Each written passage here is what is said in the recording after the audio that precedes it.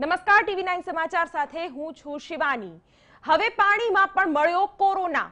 સૌથી પહેલીવાર એવો ખુલાસો થયો છે કે પ્રાકૃતિક જળ સ્ત્રોતમાં પણ કોરોના પ્રસર્યો છે।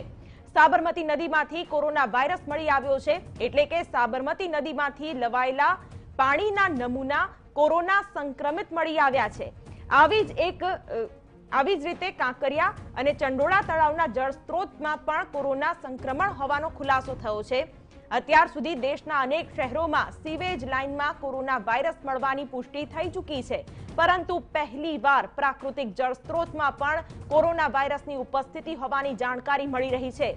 ગાંધીનગર સ્થિત IITના પૃથ્વી વિજ્ઞાન વિભાગના મનીષ કુમારે કહ્યું કે 3 સપ્ટેમ્બરથી 29 ડિસેમ્બર 2020 સુધી દરેક અઠવાડિયે સેમ્પલ લઈને તપાસ કરાઈ। સાબરમતીમાંથી 694, કાંકરિયામાંથી 549 અને ચંડોળામાંથી 402 સેમ્પલ લેવાયા હતા, જે તમામ સંક્રમિત મળી આવ્યા છે, જેનાથી એ પ્રતીત થાય છે કે પ્રાકૃતિક જળમાં પણ કોરોના વાયરસ મળી શકે છે, જેથી દેશના તમામ પ્રાકૃતિક જળ સ્ત્રોતની તપાસ થવી જોઈએ।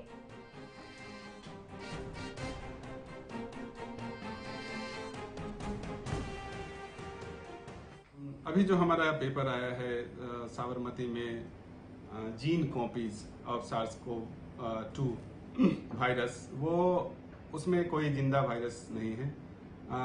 We have detected the gene of SARS-CoV-2, fragments of the gene and RNA and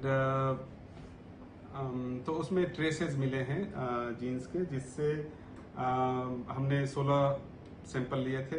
हर महीने 4 सैंपल, वीकली 1 सैंपल, और उसमें से 5 सैंपल में ओकेजनली 5 ओकेजन्स ऐसे आए जिसमें कि वो था पॉजिटिव पाए गए।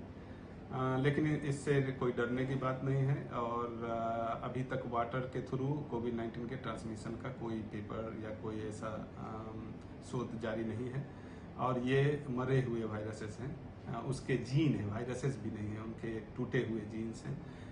और हमारा जो मेथड है उसमें हम सैंपल लेके उसमें वायरस को तोड़ते हैं, उससे RNA निकाल के फिर RT-PCR करते हैं।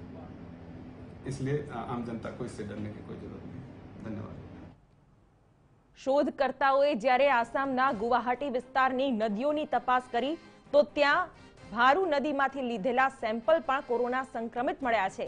સંશોધનકારોએ જણાવ્યું કે સાબરમતીમાંથી લીધેલા તમામ સેમ્પલ સંક્રમિત મળ્યા બાદ ગુવાહાટીમાં પણ કામ શરૂ કરાયું। માર્ચ સુધી અહીંયા સેમ્પલિંગ અને તપાસ ચાલતી રહી, અને આ દરમિયાન ભારૂ નદીના સેમ્પલ સંક્રમિત મળી આવ્યા છે। સંક્રમિત મળેલા તમામ સેમ્પલમાં વિષાણુઓની ઉપસ્થિતિ મોટી માત્રામાં છે। IIT ગાંધીનગર સહિત દેશની 8 સંસ્થાઓએ મળીને આ સંશોધન કર્યું છે, જેમાં નવી દિલ્હી સ્થિત JNU સ્કૂલ ઓફ એન્વાયરમેન્ટલ સાયન્સના શોધકર્તા પણ સામેલ